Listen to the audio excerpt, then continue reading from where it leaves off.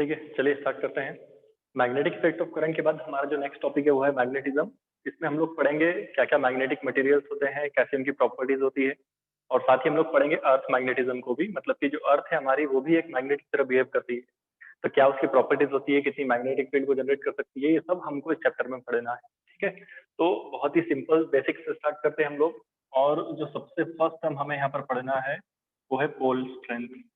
बहुत ही बेसिक है, बहुत ही सिंपल चैप्टर है, और नीट और जेई मेंस लेवल तक में क्वेश्चन बनते हैं। एडवांस में कभी कभी आते हैं, लेकिन वैसे भी वैरायटी बहुत ज्यादा है क्वेश्चन की, तो इसमें नीट लेवल तक के क्वेश्चन बहुत आसानी से आपको कभी कभी मिल जाएंगे।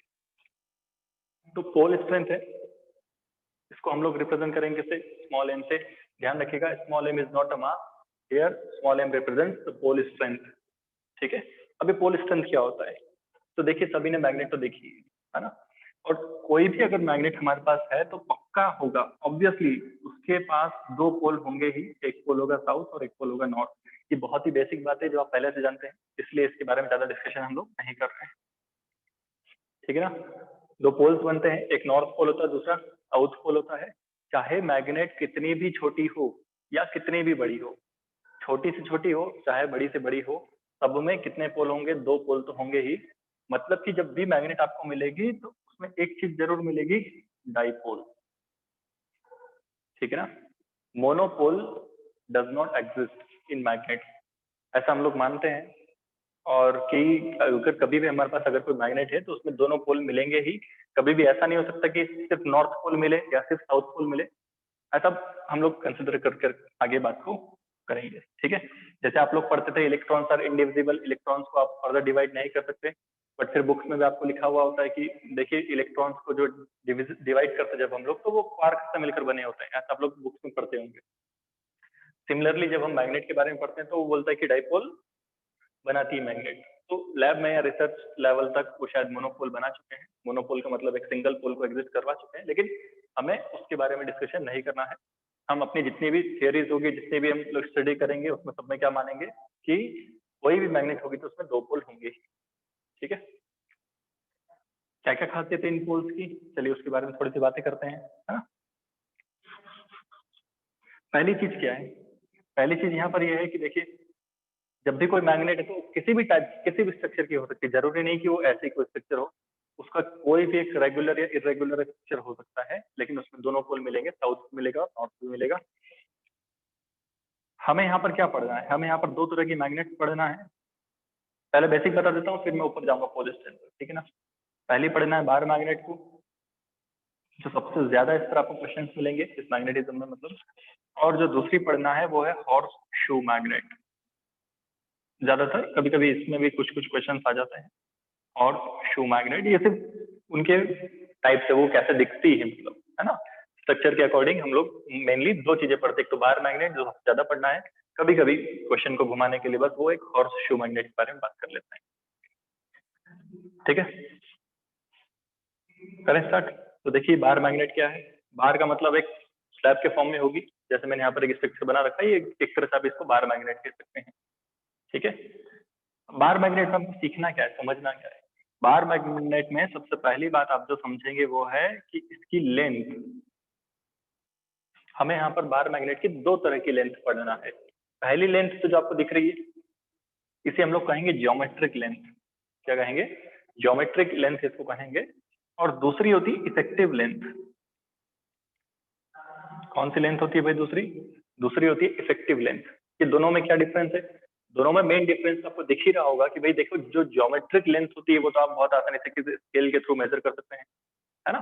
किसी भी एक मेजरिंग इंस्ट्रूमेंट के थ्रू आप लोग इसकी लेंथ को मेजर कर सकते हैं। वो क्या कहलाएगी? इसकी ज्योमेट्रिक लेंथ। मतलब इस कॉर्नर से लेकर उस कॉर्नर तक की जो लेंथ होगी उसको हम क्या कहेंगे?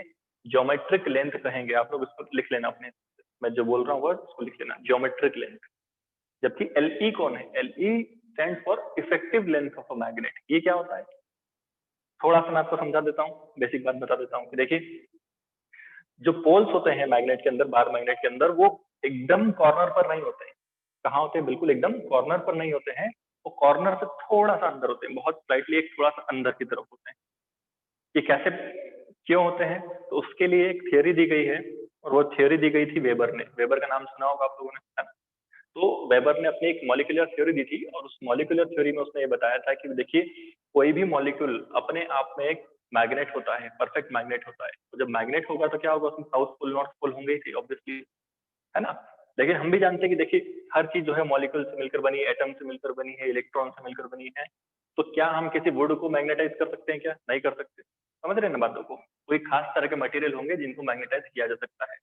तो वेबर की जो मॉलिक्यूलर थ्योरी थी उसमें थोड़ा सा करेक्शन की जरूरत थी। करेक्शन होने के बाद भी लेकिन थ्योरी इफेक्टिव थी, थोड़ा बहुत करेक्शन था उसके अंदर। तो वेबर की थ्योरी के अकॉर्डिंग क्या बताया गया है कि भाई जितने भी मॉलिक्यूल्स हैं वो सब अपने आप में एक मैग्नेट होते हैं। तो फिर मैग्नेटिक इफेक्ट क्यों नहीं दिखाते? क्योंकि वो मॉलिक्यूल इस तरह से अरेंज होते हैं, इस तरह से किसी भी मटेरियल में अरेंज होते हैं कि वो नेट मैग्नेटिक इफेक्ट को जीरो बता देते हैं। जीरो बनाने का मतलब क्या समझ में आ रहा है? कि भाई देखिए फॉर एग्जाम्पल मैंने यहाँ पर कुछ मैग्नेट बनाई है, एरो का मतलब क्या है वो अभी हम समझेंगे। यहाँ पर एरो जो है वो मैग्नेटिक डाइपोल मोमेंट को रिप्रेजेंट कर रहा है। तो मान लीजिए एक मैग्नेट यहाँ पर बन रही है, दूसरी मैग्नेट यहाँ पर बन रही है, तो तीसरी जो मैग्नेट होगी ना वो क्या करेगी, इन दोनों के रिजल्टेंट, जो भी इनका रिजल्टेंट आएगा उसके इफेक्ट को कैंसल आउट कर देगी। तो इस टाइप से अरेंज होते हैं सारे मॉलिक्यूल्स कि वो एक दूसरे के जो मैग्नेटिक इफेक्ट होता है उसको कैंसल आउट कर देते हैं।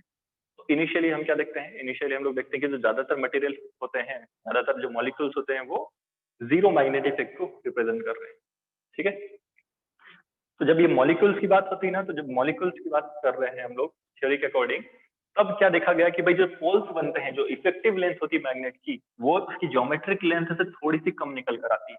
मतलब कि जो साउथ और जो नॉर्थ पोल आप बोल रहे हैं ना, वो जो होंगे वो थोड़े से कहाँ होंगे, स्लाइटली अंदर होंगे, ना कि बिल्कुल एकदम कॉर्नर पर होंगे। तो उस लेंथ को क्या बोला जाता है? उस लेंथ को बोला जाता है effective length of a magnet. ठीक है। सभी को इतना तो क्लियरली दिख रहा होगा कि कौन सी लेंथ बड़ी है, ज्योमेट्रिक बड़ी है कि इफेक्टिव बड़ी। ऑब्वियसली सबको दिख रहा है कि ज्योमेट्रिक बड़ी है। तो इनके बीच का एक रिलेशन आप लोग नोट कर लीजिए। इनको पहले लिख लेना कि कौन क्या है। L G stands for geometric length of magnet, L E stands for effective length of bar magnet.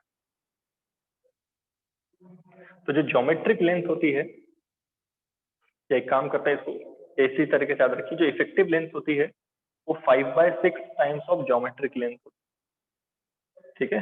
Bar magnet के केस में क्या लिखते हैं हम लोग, बार मैग्नेट के केस में effective length is 5/6 times of geometric length. कहीं कहीं इसको इस तरह से भी लिखा जा सकता है कि L G equal to 6/5 into L E. आप सिर्फ माइंड में इतना याद रखो कि बड़ा कौन है, बड़ा है ज्योमेट्रिक लेंथ, इफेक्टिव लेंथ छोटी है। इफेक्टिव लेंथ छोटी है तो उसके सामने नंबर भी छोटा होगा, है ना, डिनोमिनेटर बड़ा होगा। 0.81 या 0.82 टाइम्स किया जाएगा आपका। अगर हम लोग बात करें हॉर्स शू मैग्नेट की, तो हॉर्स शू मैग्नेट में देखिए घोड़े की जो नाल होती है ना, बोलती जो हम, उसी तरह का कुछ इसका स्ट्रक्चर होता है, कुछ इस टाइप से मान लीजिए। ठीक है। या फिर आप इसको एक सेमी सर्कुलर भी बोल सकते हैं, है ना, एक आधे सर्कल के फॉर्म में कुछ रहता है ये। तो इसकी जो इफेक्टिव लेंथ मिलेगी वो क्या होगा, इसके जो पोल्स बनेंगे वो कहाँ बनेंगे? तो देखिए एक साउथ पोल मान लेते हैं मैंने, यहाँ बन गया, और नॉर्थ पोल यहाँ पर बन गया। तो इसकी इफेक्टिव लेंथ क्या होगी? इफेक्टिव लेंथ का मतलब है the distance between the poles, distance between south and north pole of a magnet. तो यहाँ पर ये रहा साउथ पोल, ये रहा नॉर्थ पोल। और एज्यूम कर लेता हूँ कि भाई अगर इस जो मैग्नेट, जो मैंने मैग्नेट बनाई है उसकी जो रेडियस है वो कितनी, आर है। तो ये वाली जो डिस्टेंस होगी वो भी कितनी होगी, आर होगी। तो आप खुद इतना समझ पा रहे होंगे कि जो इफेक्टिव लेंथ मिलेगी, इफेक्टिव लेंथ का मतलब दोनों पोल्स के बीच की जो डिस्टेंस मिलेगी वो मुझे मिलेगी 2r, है ना। जबकि अगर आपसे कोई ज्योमेट्रिक लेंथ पूछेगा तो क्या बोलोगे? ज्योमेट्रिक का मतलब ये तो होता है टोटल लेंथ। और इतना तो सबका दिमाग चल रहा होगा कि भाई पूरा सर्कल होता तो सरकमफ्रेंस बनता, ये हाफ सर्कल टाइप बन रहा है तो ये हो जाएगा पाई इंटू आर। ठीक है, क्लियर है क्या? इसको एक सेमी सर्कुलर मैग्नेट भी आप बोल सकते हैं, ज्यादातर इसका नाम हॉर्सशू मैग्नेट हम लोग मानेंगे। कोई डाउट तो नहीं इस बारे में? आगे बढ़े हम लोग। चलिए, तो इतनी बातें तो थी, बेसिक है, बहुत सिंपल सी बातें कर रहे हैं हम लोग। आगे ध्यान से देखिए, अब ये पोल स्ट्रेंथ क्या होता है ना। तो पोल स्ट्रेंथ पढ़ने के लिए देखिए सबसे बेसिक पर जाएंगे हम लोग। बेसिक क्या होता है कि भाई आप सभी जानते हैं कि किसी भी मैग्नेट के, किसी भी मैग्नेट के अंदर अगर हम बात करें तो जो सिमिलर पोल्स होते हैं, मतलब नॉर्थ नॉर्थ या फिर साउथ साउथ, ये एक दूसरे को रिपल करेंगे। Similar poles repel each other. और जबकि हम उल्टा बोलते हैं कि opposite poles attract each other. Opposite poles मतलब नॉर्थ किसको अट्रैक्ट करेगा, साउथ को अट्रैक्ट करेगा, है ना। तो ये अट्रैक्शन या रिपल्शन का जो स्ट्रेंथ होती है किसी भी पोल की, उसे हम लोग क्या कहते हैं, पोल स्ट्रेंथ कहते हैं। तो कैसे लिखेंगे इसको? the ability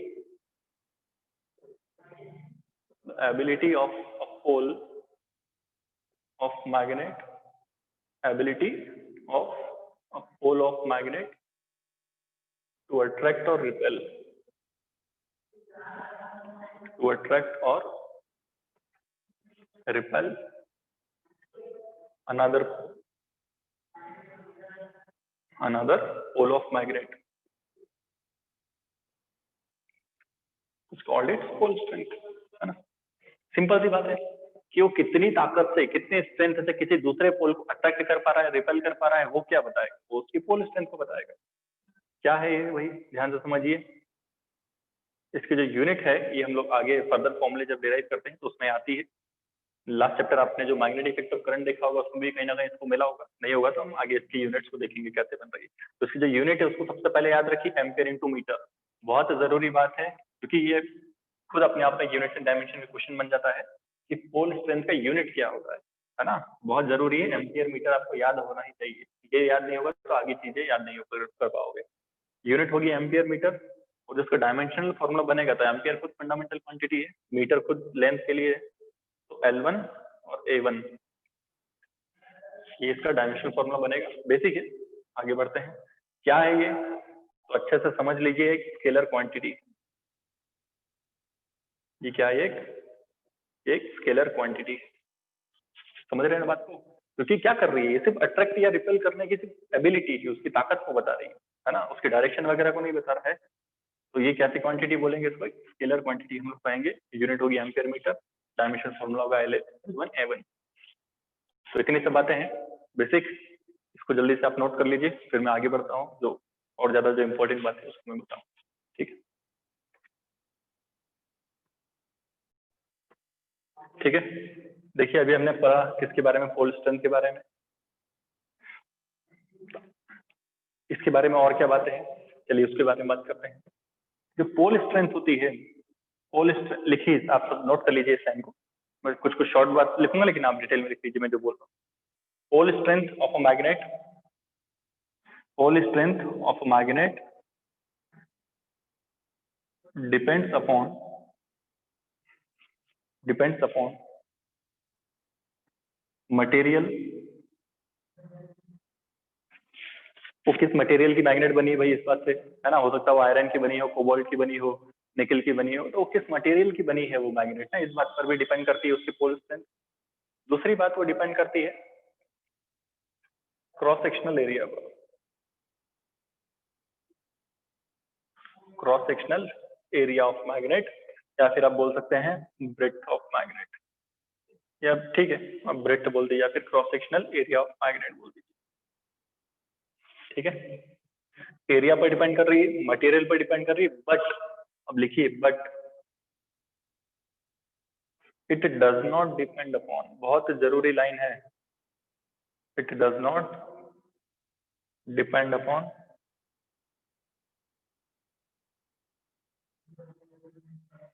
length of magnet, it does not depend upon length of magnet. बहुत ही जरूरी बात है, अगर आप इसको भूल जाएंगे तो समझ लो आपने चैप्टर 1 की शुरुआत ही खराब कर ली। ठीक है ना, मैं समझाता हूँ इसके बारे में, लेकिन आप पहले समझो, बहुत जरूरी लाइन है। बहुत सारे क्वेश्चंस आपको इसमें मिलेंगे, आज ही शीट उठा लेना और स्टार्ट कर देना आप लोग सॉल्व करना इसमें से क्वेश्चंस को। ठीक है, क्या लिखा मैंने, ये मटेरियल पर तो ऑब्वियसली डिपेंड करेगी, साथ ही किस पर डिपेंड कर रही है, क्रॉस सेक्शनल एरिया पर या फिर ब्रेड्थ पर डिपेंड करती है, बट ये कभी भी लेंथ पर डिपेंड नहीं करती। क्यों नहीं करती, इसके बारे में भी चलिए बात कर लेते हैं। देखिए बात को समझना, मान लो ये साउथ है और ये नॉर्थ, हम किसकी बात कर रहे हैं पहले उसको पकड़ो, हम पोल स्ट्रेंथ की बात कर रहे हैं, है ना। पोल स्ट्रेंथ के बारे में हमने क्या लिखा है, the ability of a pole, एक पोल की बात चल रही है, the ability of a pole to attract और रिपेल अनदर पोल, यही हमने बोला। तो आप सिर्फ एक पोल की बात कर रहे हैं, अब इस पोल को, इस पोल से कोई रिलेशन है क्या, नहीं है भाई, वो भले एक ही मैग्नेट का पार्ट होगा, भले एक ही मैग्नेट का पार्ट है, लेकिन आप ध्यान समझिए हम सिर्फ एक पोल की बात कर रहे हैं। अब इसके पास में आप जब दूसरे पोल को रखेंगे तो या तो वो उसको अट्रैक्ट करेगा या फिर उसको रिपेल करेगा। तो इसमें पूरी मैग्नेट की लेंथ से कोई फर्क नहीं पड़ रहा है। क्यों नहीं फर्क पड़ रहा है, क्योंकि हम पूरी लेंथ के दोनों पोल की बात थोड़ी ना कर रहे हैं, हम तो किसी एक पोल की बात कर रहे हैं, या तो साउथ की बात कर रहे हैं या फिर उसकी नॉर्थ की बात कर रहे हैं। समझ में आ रही बात है? इस वजह से जो मैग्नेट है ये किस पर डिपेंड नहीं कर रही है, उसकी लेंथ पर, मैग्नेट की लेंथ पर डिपेंड नहीं कर रही, क्योंकि एक ही पोल की बात चल रही है। बट ये क्रॉस सेक्शन एरिया पर क्यों डिपेंड कर रही है? क्योंकि भाई पोल है, तो यहाँ पर जो भी कुछ इसकी ब्रिथ होगी, जो भी इसका यहाँ पर एरिया मिलेगा, उस पूरी जगह पर कौन सा पोल होगा? ऑब्वियसली नॉर्थ पोल ही होगा। तो अगर मैं इसका एरिया कम कर दूंगा तो ऑब्वियसली जो नॉर्थ पोल की जो रीच होगी, जो स्ट्रेंथ होगी, वो कम हो जाना चाहिए, है ना? तो ये क्या है, इस क्रॉस सेक्शन एरिया के डायरेक्टली प्रोपोर्शनल होती है पोल स्ट्रेंथ। एरिया बढ़ा दोगे तो पोल स्ट्रेंथ बढ़ जाएगी, एरिया कम कर दोगे तो पोल स्ट्रेंथ कम हो जाएगी, ठीक है? जबकि उसको लेंथ से कोई मतलब नहीं है, आप उसको कितना ही छोटा टुकड़े में तोड़ दो या कितना ही बड़ा कर दो, जब तक आप एरिया नहीं बदलोगे तब तक उसकी पोल स्ट्रेंथ चेंज नहीं हुई, या फिर आपको मटेरियल चेंज करना पड़ेगा। समझ रहे हैं ना बातों को? लेकिन लेंथ से कोई उसको संबंध नहीं। देखो क्वेश्चन किस टाइप से आता है, छोटे छोटे सवाल है बिल्कुल, पर जनरली हम लोग क्या करते हैं ना, अगर कंसेप्ट भूल जाएंगे तो हम गलत ही कर देंगे। तो बिना पेन चलाए भी आप इसको कर सकते हैं, आप सिर्फ देखते रहो। देखो आपके पास एक मैग्नेट है, ठीक है?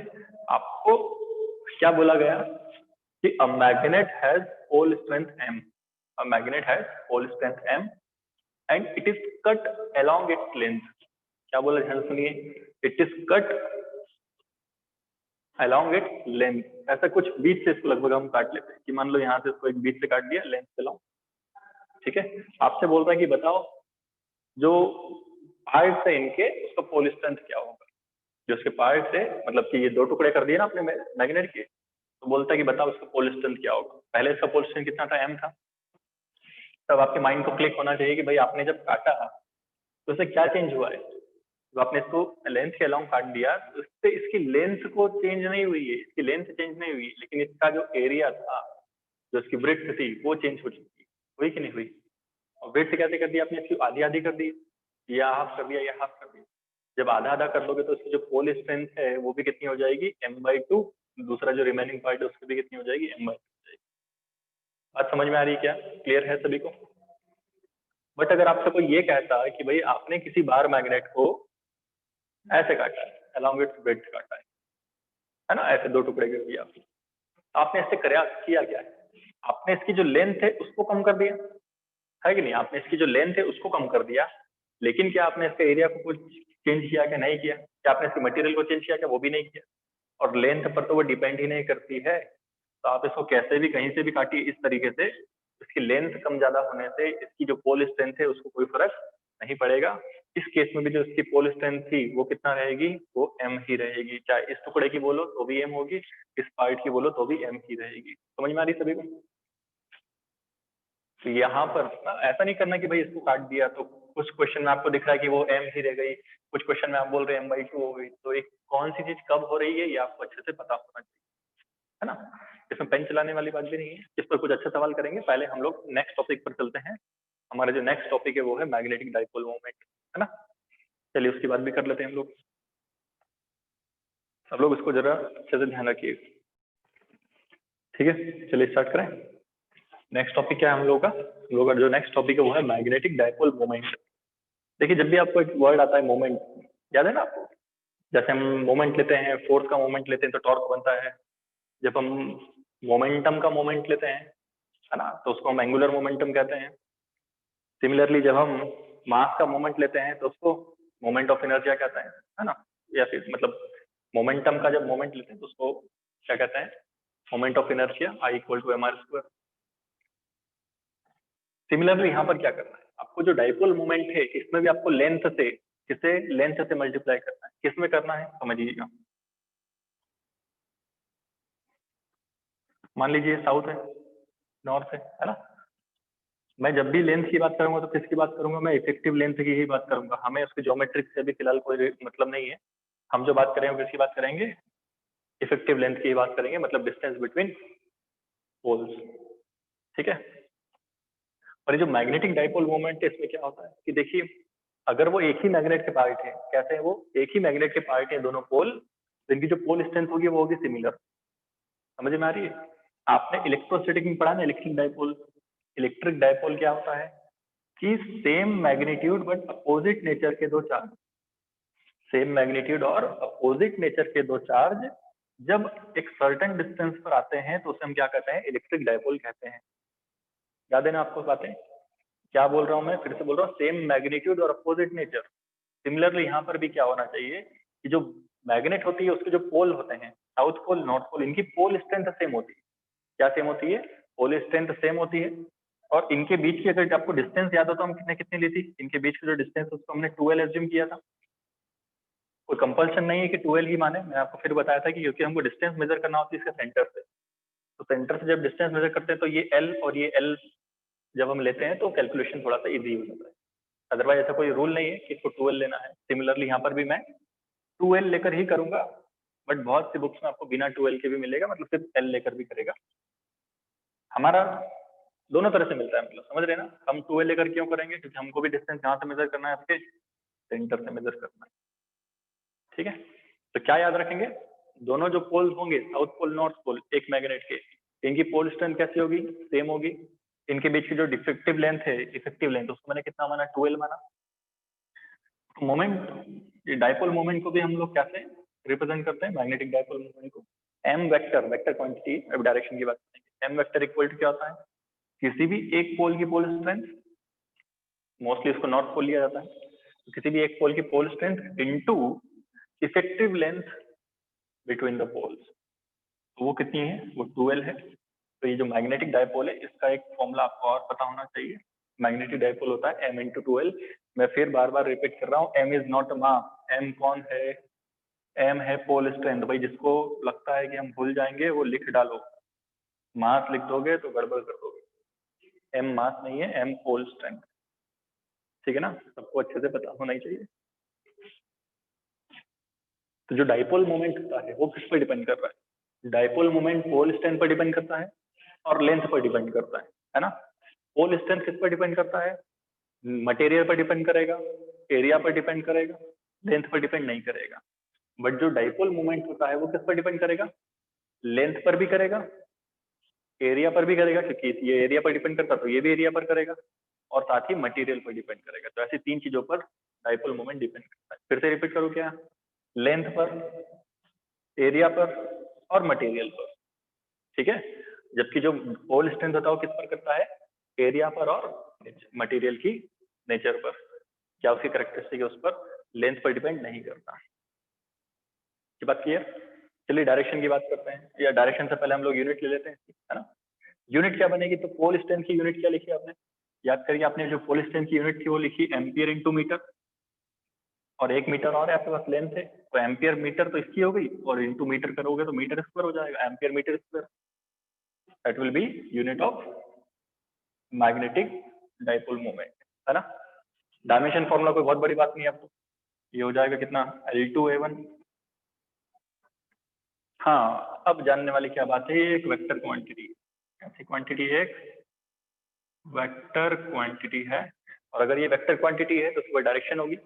मैग्नीट्यूड तो आप यहाँ से निकाल ही सकते हैं, डायरेक्शन क्या होती है, तो डायरेक्शन हमेशा होती है, देखिए इलेक्ट्रिक डाइपोल की डायरेक्शन कहाँ होती है, इलेक्ट्रिक डाइपोल डायरेक्शन होती है ऑलवेज नेगेटिव से पॉजिटिव चार्ज की तरफ। कहाँ से कहाँ होती है, हमेशा नेगेटिव चार्ज से पॉजिटिव चार्ज की तरफ। मैंने आपको लास्ट चैप्टर में ये बात लिखवाई थी कि जो काम नॉर्थ पोल करता है वो काम पॉजिटिव चार्ज करता है ना इलेक्ट्रोस्टैटिक में, जो काम साउथ पोल करता है वो काम नेगेटिव चार्ज करता है। तो अगर मैं बोल रहा हूँ कि इसकी डायरेक्शन नेगेटिव से पॉजिटिव होती है, तो तुम मुझे बताओ इसकी डायरेक्शन कहाँ से कहाँ होगी, सोचो। जो काम करता है नेगेटिव वो साउथ पोल, जो काम करता है पॉजिटिव वो नॉर्थ पोल, तो जो डायरेक्शन बनना चाहिए वो क्या बनेगी, toward from negative charge to positive charge. वैसे यहाँ पर क्या बनेगी, south pole to north pole, south pole से निकलेगी और नॉर्थ पोल पर जाएगी। कौन, मैग्नेटिक डाइपोल बोल रहा हूँ, समझ रहे ना बातों को। एम की जो डायरेक्शन होगी वो क्या होगी, साउथ से नॉर्थ। तो वेक्टर क्वांटिटी है, उसकी डायरेक्शन होगी ऑलवेज, हमेशा, always from south to north, हमेशा साउथ से नॉर्थ की तरफ होगी। किसकी, डाइपोल मोमेंट की।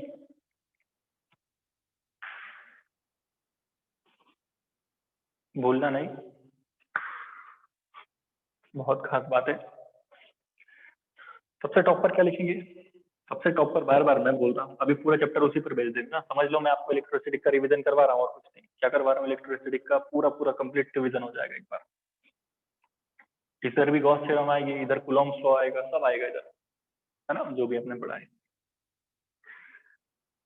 तो क्या बोलने जा रहा हूँ मैं, जो काम साउथ पोल करता है वो काम कौन करता है, नेगेटिव चार्ज करता है, ध्यान रखना, दे आर इक्विवेलेंट, ठीक है ना, इक्विवेलेंट बोल रहा हूँ इसमें। जो काम नॉर्थ पोल करता है वो काम कौन करता है, नॉर्थ पोल जो काम करता है वो काम पॉजिटिव चार्ज करता है। बस इतना आपके माइंड में होना चाहिए, बाकी तुम मेरे ऊपर छोड़ दो, इलेक्ट्रोसिटी और मैग्नेटिज्म दोनों का आपका रिवीजन हो जाएगा एक साथ ही, ठीक है। South negative charge, north positive charge, खत्म, इतना दिमाग में रखो, बाकी सब आगे बात करते हैं। रब कर दो इसको, ठीक है, नहीं रब नहीं करेंगे। सबसे पहले बात करते हैं एक छोटे से सवाल की। अभी जस्ट मैंने आपको एक क्वेश्चन करवाया था, वो था पोल स्ट्रेंथ के ऊपर। एक क्वेश्चन का जवाब आप लोग दीजिएगा, जो लोग वीडियो देखेंगे वो वीडियो पॉज कर लेना, उसके बाद मुझे जवाब देना, ठीक है। हाँ, तो इधर क्या करना है आपको, देखिए आपको बोला गया कि जो ये जो एक बार मैग्नेट दी गई है, इस बार मैग्नेट को 4 इक्वल पार्ट्स में ब्रेक किया है। कितने पार्ट में, 4 इक्वल पार्ट्स में ब्रेक किया है, इस तरह से, है ना, और इस तरह से किया है। मतलब एक बार तो इसको ऐसे वर्टिकली काट दिया, एक बार हॉरिजॉन्टली काट दिया, और ऐसे 4 इक्वल पार्ट में इसको डिस्ट्रीब्यूट कर दिया है। आपसे बोलता है कि हर पार्ट का मैग्नेटिक डाइपोल मोमेंट क्या होगा और पोल स्ट्रेंथ क्या होगा। Find small m and capital M of each part, कितना होगा, है ना। 4 पार्ट में आपने ब्रेक किया तो कितना इसका पोल स्ट्रेंथ बनेगा और कितना इसका डाइपोल मोमेंट बनेगा। तो वीडियो को पॉज करके आप पहले जवाब दे देना, जिसका जवाब आ जाए उसके बाद इस बात को सुनना, ठीक है। ये स्मॉल m कौन है, स्मॉल m होता है पोल स्ट्रेंथ, और पोल स्ट्रेंथ कभी भी लेंथ पर डिपेंड नहीं करती, है ना। जब ये लेंथ पर डिपेंड नहीं करेगी, मतलब कि ऐसे काट देने से कोई फर्क नहीं पड़ेगा इसकी पोल स्ट्रेंथ को। समझ में आ रही बात है, कैसे फर्क पड़ेगा, सिर्फ ऐसे जब हम इसको इसका एरिया को कम कर देंगे ना, तब इसकी पोल स्ट्रेंथ कम हो जाएगी। तो आप जब एरिया कम करोगे तो आपने एरिया कितना कर दिया, आधा आधा कर दिया, क्योंकि आपने बीच से काटा है उसको, तो आधा एरिया ऊपर आधा एरिया नीचे, इस तरह से कर दिया आपने, है ना। तो जो पोल स्ट्रेंथ मिलेगी वो ऊपर वाली दोनों स्लैब की जो पोल स्ट्रेंथ होगी कितनी हो जाएगी, m/2, नीचे वाली जो दोनों स्लैब है उसकी भी पोल स्ट्रेंथ क्या हो जाएगी, m/2। तो हमारा जो एक आंसर है वो कितना आना चाहिए, m/2 पोल स्ट्रेंथ हो जाएगी इसकी, क्या हो जाएगी, pole strength of each part कितनी हो जाएगी, वो m/2 हो जाएगी। समझ रहे हैं, क्योंकि वो लेंथ पर डिपेंड नहीं करती। बट जो कैपिटल M है, जो हमारा मैग्नेटिक डाइपोल मोमेंट है, वो पोल स्ट्रेंथ पर तो डिपेंड करता ही है, वो साथ में लेंथ पर भी डिपेंड करता है। आपने इसको ऐसे काटा तो आपकी लेंथ भी कितनी कर दी आपने, हाफ हाफ कर दी। पोल स्ट्रेंथ ऑलरेडी आप जानते हैं m/2 हो गई हर पार्ट की, और हर पार्ट की जो लेंथ है वो भी कितनी हो गई, l/2 हो गई है। जब इस फॉर्मूले में आप वैल्यू पुट करेंगे तो m की जगह कितना लिखेंगे, m/2 लिखेंगे। लेंथ भी हर पार्ट की कितनी हो गई, आधी हो गई, 12 बोलना है तो फिर वो 12/2 इस टाइप से मान लो, आधी हो गई, समझ रहे। तो जो डाइपोल मोमेंट है वो क्या हो जाएगा, ये आधा हो गया, ये आधा हो गया, समझ रहे बात। तो हो जाएगी डाइपोल मोमेंट, वो हो जाएगी m/4। बेसिक है, सिंपल है, इसलिए मैं कोई बहुत बड़ा फॉर्मूला लगा के नहीं कर रहा हूँ, सब तो दिमाग में हो जाएगा भाई, उसमें पेन थोड़ी चलाना है। ट्राई करके देखिएगा, इसको अगर नहीं समझ में आया तो आप कमेंट कर सकते हैं, मुझे कांटेक्ट कर लेना, उसमें हो जाएगा, ठीक है। तो छोटा सा सवाल है, किसी प्रीवियस ईयर एग्जाम का ही है, मुझे एग्जैक्ट याद तो नहीं किस एग्जाम का, लेकिन हाँ प्रीवियस ईयर एग्जाम में आया है। तो ये इस तरह से आप लोग इसको पता कर सकते हैं, ठीक है ना। पोल स्ट्रेंथ में गड़बड़ मत करना, तो आपकी डाइपोल मोमेंट भी अपने आप सही नहीं निकलेगी। चलिए तो फिर आगे बढ़ते हैं, देखते हैं क्या पढ़ना है आगे। एक छोटा सा टॉपिक है, बेसिक है, बिल्कुल बिल्कुल सिंपल है, 8th 9th में बच्चे पढ़ते हैं। मैं नोट नहीं कराऊंगा, मैं सिर्फ डिस्कस करूंगा, जिसको जरूरत है नोट करने की वो वीडियो को रिवर्स करके इसको देख लेना, ठीक है। पहली प्रॉपर्टी क्या होती है, सब लोग बहुत सारी बातें जानते हैं, तो सिर्फ मैं डिस्कस कर रहा हूँ, ठीक है। प्रॉपर्टी ऑफ मैग्नेटिक लाइंस में क्या होता है, सभी जानते हैं कि भाई अगर कोई भी मैग्नेट होगी तो 2 पोल्स होंगे ही, और magnet always consist of 2 poles. और हम उसमें भी मैग्नेटिक फील्ड की बात कर रहे हैं, मैग्नेटिक लाइंस का मतलब मैग्नेटिक फील्ड की बात कर रहे हैं। तो मैंने आपको लिखवाया है कि जो काम नॉर्थ पोल करेगा वो पॉजिटिव करेगा, जो साउथ करेगा वो नेगेटिव करेगा। तो इलेक्ट्रिक फील्ड आपको पता है कहाँ से कहाँ जाती है, इलेक्ट्रिक फील्ड हमेशा पॉजिटिव चार्ज से नेगेटिव चार्ज की तरफ जाती है, याद है आपको? प्लस क्यू से माइनस क्यू की तरफ जाएगी, याद है? नहीं हो तो देख लेना आप लोग। कहाँ से कहाँ जाती है? हमेशा प्लस क्यू से निकलती है, मतलब away from positive end towards negative, है ना, याद है? The electric lines are always away from positive charge and towards negative charge. Similarly यहाँ पर भी कहाँ से कहाँ जाना चाहिए? यहाँ पर जाना चाहिए away from negative end towards positive, sorry उल्टा बोल दिया मैंने, away from north pole and towards south pole. तो ये नॉर्थ जो है वो पॉजिटिव की तरफ बिहेव कर रहा है, तो यहाँ से लाइंस निकलेगी और ये कुछ इस तरह से जाएगी। समझ रहे हैं बातों को? कहाँ से कहाँ जाती है? नॉर्थ पोल से निकलती है और साउथ की तरफ जाती है कुछ कर्व फॉर्म में। ये आप सभी पढ़े हैं।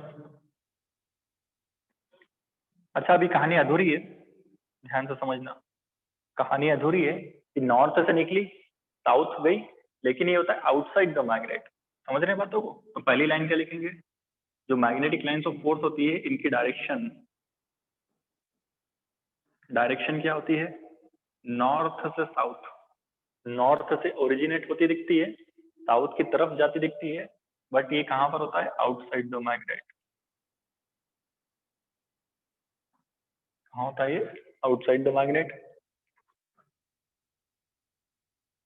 और आपको पता होगा कि जो मैग्नेट है वो क्लोज लूप बनाती है, मतलब कि मैग्नेट के अंदर ही कैसे जाना चाहिए? मैग्नेट के अंदर ही जाना चाहिए, साउथ टू नॉर्थ। कहाँ जाना चाहिए? साउथ से नॉर्थ की तरफ। तो ये कुछ ऐसे ही रो बना देना आपको कुछ के। तो हम क्या लिखेंगे? नेक्स्ट लिखेंगे south to north inside the magnet. और यही इनके बीच का मेन डिफरेंस है इलेक्ट्रिक और मैग्नेटिक लाइंस का। Electric lines never form closed loop. क्या बोल रहा हूँ? Electric lines never form close loop, but magnetic lines always form close loop.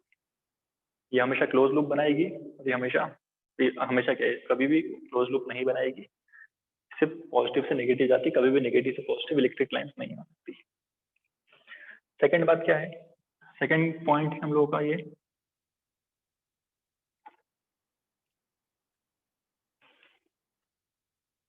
बोलूंगा, लिखूंगा नहीं, ठीक है ना?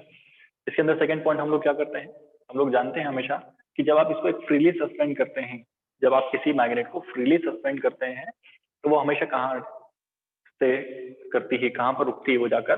वो हमेशा नॉर्थ साउथ डायरेक्शन में स्टेशनरी होती है। तो आप लोग लिखेंगे when a magnet is freely suspended, when a magnet is freely suspended it always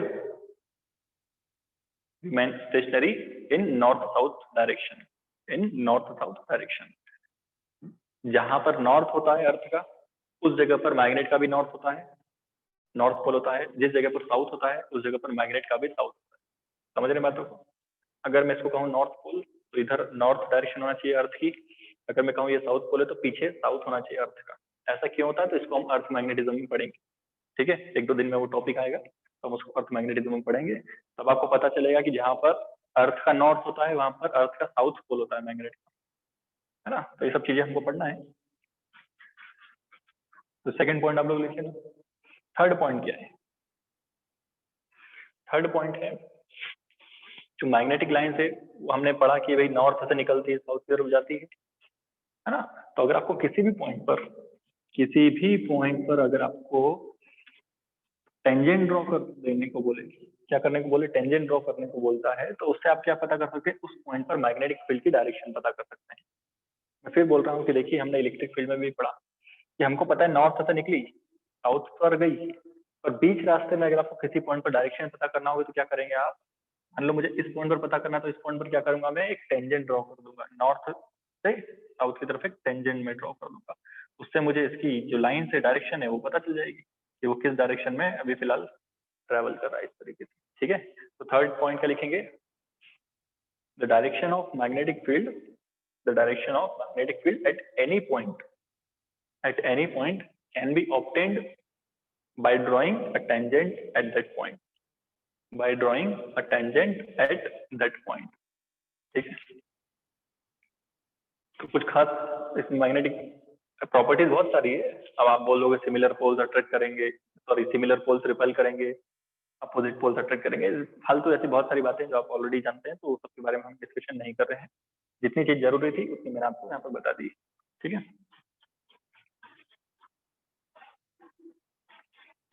एक छोटा सा डायग्राम आप बना लीजिए फिर भी, कि मान लीजिए अगर मैं इसको एक नॉर्थ पोल बोलूँ, सिर्फ क्या बोलूँ, सिर्फ एक नॉर्थ पोल बोलूँ, तो सरफेस के परपेंडिकुलर होती है लाइन, ध्यान रखना, सरफेस के किसी भी मैग्नेट के सरफेस के परपेंडिकुलर लाइंस होगी, तो नॉर्थ पोल से भी हम क्या बोलेंगे, आउटवर्ड। पॉजिटिव से क्या जाती है, दूर जाती है ना लाइन, इलेक्ट्रिक लाइंस क्या होती है, पॉजिटिव चार्ज हमेशा आउटवर्ड होती है, radially outward. Similarly north pole से भी जो मैग्नेटिक लाइन निकलेगी वो क्या होगी, आउटवर्ड होगी, दूर जाएगी, और साउथ पोल के इनवर्ड होगी, परपेंडिकुलर एंड इनवर्ड। ये इतनी बातें आपको पता होना चाहिए। ठीक है,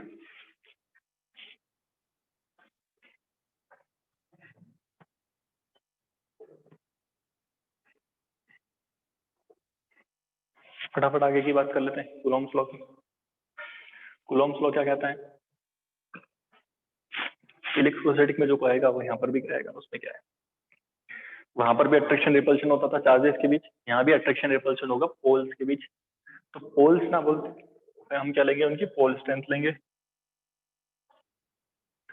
फॉर एग्जाम्पल इधर एक साउथ पोल है, इधर एक नॉर्थ पोल है, और इनके बीच की जो डिस्टेंस है उसे हम आर मान लेते हैं। कितना मान लेते हैं, आर मान लेते हैं। ठीक है, तो साउथ पोल की जो पोल स्ट्रेंथ है उसको मैं कितना मान लेता हूँ, उसको मैं m1 ले लेता हूँ। जो नॉर्थ पोल है उसकी जो पोल स्ट्रेंथ है उसको मैं m2 ले लेता हूँ। ठीक है, ये m1 m2 क्या है, मास नहीं है, मैं फिर बोल रहा हूँ m1 m2 पोल स्ट्रेंथ है, क्या है, पोल स्ट्रेंथ। ठीक है ना, और इन दोनों पोल्स के बीच की जो डिस्टेंस है उसको मैंने कितना मान लिया, आर एज्यूम कर लिया।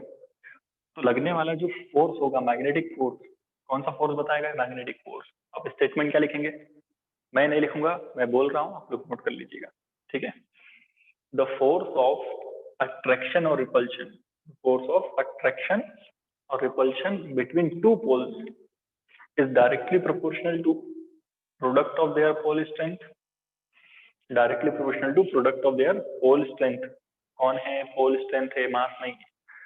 And inversely proportional to square of the distance between them, square of the distance between them. जब इनको एक साथ अरेंज करके लिखेंगे तो क्या आ जाएगा फॉर्मूला, मतलब कुछ इस टाइप से बन जाएगा, m1 m2 by are square.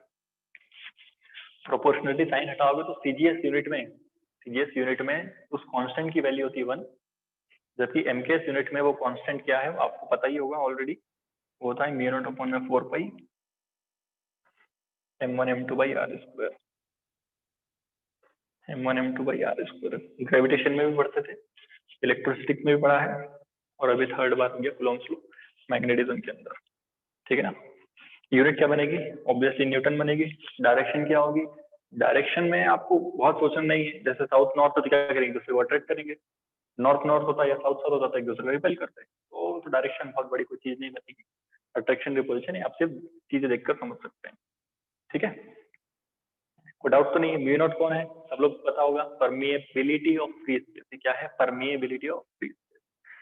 ठीक है, और m1 m2 पोल स्ट्रेंथ। तो यहाँ तक हम अपने लेक्चर को पॉज करते हैं, और उसके बाद हम लोग चैप्टर को स्टार्ट करेंगे मैग्नेटिक फ्लक्स से, कि मैग्नेटिक फ्लक्स क्या होता है, मैग्नेटिक फ्लक्स डेंसिटी क्या होता है, और उसके बाद हम लोग एक्सियल और इक्वेटोरियल पोजीशन के लिए मैग्नेटिक इंटेंसिटी को पता करेंगे, या मैग्नेटिक फ्लक्स डेंसिटी को पता करेंगे। तो बिल्कुल सेम टू सेम काम चलेगा जैसे हमने इलेक्ट्रोस्टैटिक्स में पढ़ा था, बिल्कुल सेम वर्क यहाँ पर चलेगा। हम लोग डाइपोल की एक्सियल इक्वेटोरियल पोजीशन में स्टडी करेंगे। ठीक है, और उस पर न्यूमेरिकल दिखेंगे। तो चलिए आज का लेक्चर इतना ही।